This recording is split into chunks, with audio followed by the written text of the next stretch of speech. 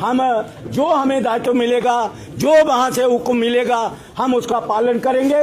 और जब तक ये लिस्ट कैंसिल नहीं होती हम संघर्ष करते रहेंगे, लड़ेंगे। ये 2008 का जो बम बम बोले का टाइम है, ये आज वही टाइम इन्होंने लाकर खड़ा किया। ये श्राइन बोर्ड और जम्मू कश्मीर का यूटी प्रशासन, जो एलजी साहब इसके लिए जिम्मेवार होंगे।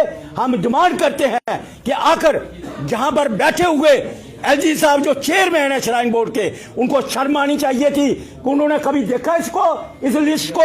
ऐसे फैसले जब होते हैं, आखिर एलजी के टेबल पे, चेयरमैन के टेबल पे कोई फैसले जाते हैं, वो फैसले करने से पहले ये सोचना चाहिए था कि करोड़ों हिंदुओं की आस्था को उन्होंने ठेस पहुंचाई। और ऐसे फैसले लेकर, ऐसे मैं कहना चाहता हूं श्राइन बोर्ड को कि श्राइन बोर्ड का ये जिम्मेवारी नहीं है कि वो कॉलेज और वो यूनिवर्सिटियां खोले।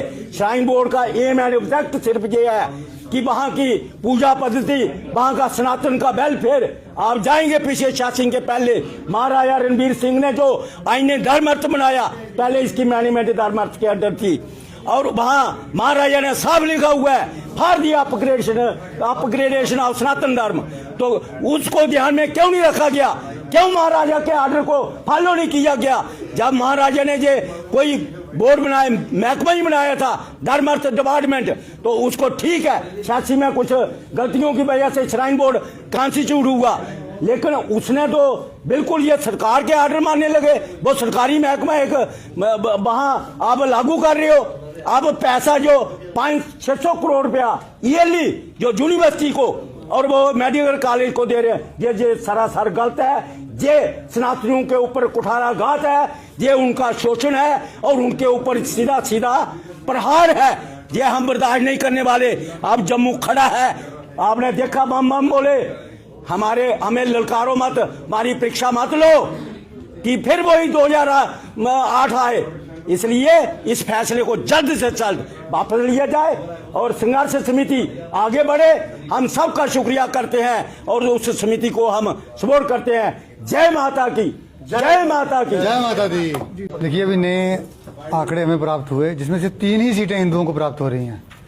एक और दूसरा सिख समुदाय को, जो हमारे सिख भाई को जो सीट मिली थी वो भी उन्होंने सरेंडर किया। तो कुल मिला के वहां पर 100% सीटें दी जा रही हैं। तो कितनी दुर्भाग्य की बात है कि जो हमारे पैसों से, हमारे चढ़ावे से बनी यूनिवर्सिटी है, उस यूनिवर्सिटी में इस्लामीकरण किया जा रहा है। ये कतई बर्दाश्त नहीं होगा। इसी संदर्भ में आज की प्रेस वार्ता थी और हम इसका घोर बहिष्कार करते हैं। शीघ्र इस लिस्ट को जो है बर्खास्त किया जाए और अगर उन बच्चों को एडजस्ट करना है तो कहीं और एडजस्ट कीजिए। हमारे जहाँ पे माँ वैष्णो देवी यूनिवर्सिटी का नाम आए वहाँ पर ये ऐसे जो भी बच्चे हैं वहाँ नहीं पढ़ाए जाएंगे। और दूसरी बात कि जो भी हमारे ये जो कंडीशनिंग करने का कुछ संगठनों का जो प्रयोग किया जा रहा है कंडीशनिंग के द्वारा कि भाई सेंट्रल पूल में डालेंगे या वो भी हमें कतई बर्दाश्त नहीं होगा। हमारे जो यहाँ के लोग हैं, हमारे जो जम्मू कश्मीर के बच्चे हैं, वो कहाँ जाएंगे? यहाँ पे ऐसे भी यहाँ की जो एजुकेशन सिस्टम इतना एडवांस नहीं है।